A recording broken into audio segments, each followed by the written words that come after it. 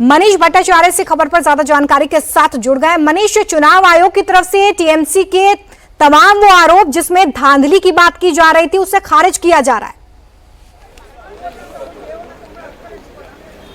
हाँ बिल्कुल, देखिए जो आरोप लग रहे थे खास तौर पे वो आरोप जो सीसीटीवी के आधार पर लग रहे थे कि वहां पर कोई व्यक्ति है उसका सफाई दिया जाए, जबकि पारदर्शिता शुरुआत से ही रखी गई है, इलेक्शन कमीशन ने भी कहा है। दूसरी चीज आपने देखा होगा कि जो काउंटिंग सेंटर है यानी स्ट्रांग रूम है उसके बाहर ही सीसीटीवी कैमरे का बाकायदा मॉनिटर रखा हुआ है कि वहां पर जो कोई भी कैंडिडेट होगा या कैंडिडेट के साथ जो भी एक आदमी रहता है वो या प्रिसाइडिंग ऑफिसर जो वहां पर रहते हैं वो पूरा स्ट्रांग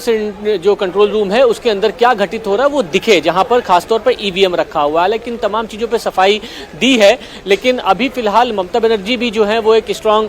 रूम में बैठी हुई हैं जहां पर ईवीएम रखा हुआ है। यहां पर लगभग 1 घंटे से ज्यादा का वक्त हो गया है जब यहां पर ममता बनर्जी बैठी हुई है और यहां पर देखिए फोर्स भी बहुत जबरदस्त तैनात है। कुछ देर पहले यहां पर स्थिति तनावपूर्ण हो गई थी क्योंकि एक गाड़ी जो है वो टीएमसी का जो वाहन है और जिसमें अभिषेक बनर्जी और ममता बनर्जी का जो पोस्टर लगा हुआ है वो यहाँ पे आके खड़ा हो गया, जिसके बाद शुभेंदु के जो समर्थक हैं वो ये आरोप लगाने लगे कि आखिरकार ये गाड़ी कहां से आई है, कौन है इस गाड़ी के अंदर, क्यों यहां पर खड़ी होने दी, और बहुत ही कोशिश के बाद हो हल्ले के बीच में उस गाड़ी को यहां से हटाया गया। लेकिन अभी इलेक्शन कमीशन ने इन चीजों पे सफाई दे दी है कि जो सीसीटीवी है वो सब कुछ सबके सामने है, सीसीटीवी के वीडियो सामने है, वहां पर सारे ऑफिसर्स तैनात हैं। खासतौर पर जो सीसीटीवी कैमरा जो एक्सेस करने के लिए कैंडिडेट्स को दिया गया है वो देख सकते हैं अपने मोबाइल पे कि ईवीएम जहां पे रखा हुआ है वहां पर क्या हो रहा है। लिहाजा पारदर्शिता हर स्टेज पे रखी गई है, इसीलिए मतदान के वक्त बूथ से लेके अभी जो काउंटिंग हो रहा है वहां तक सीसीटीवी कैमरे इंस्टॉल इसीलिए किए गए थे ताकि सब कुछ सबके सामने हो,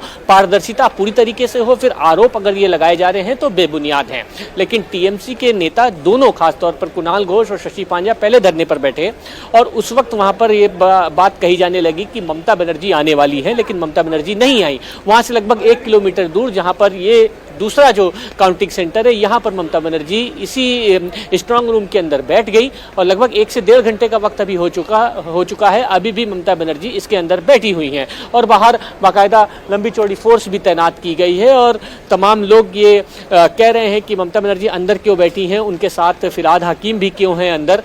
इस तरीके के आरोप लगाए जा रहे हैं, लेकिन खासतौर पर टीएमसी की तरफ से जो आरोप लगाए गए थे उनको बेबुनियाद बताते हुए इलेक्शन कमीशन ने अपनी सफाई दे दी और साफ कर दिया है कि जो कुछ भी हो रहा है पूरे पारदर्शिता उसका ख्याल रखा जा रहा है, सब कुछ सबके सामने है, कोई भी इसमें ऐसा घालमेल नहीं है जिसका आरोप लगाया जा रहा है। और अभी फिलहाल स्ट्रांग रूम सेंटर के अंदर भारी फोर्स तैनात वहां पर भी कर दी गई है चौरंगी के पास।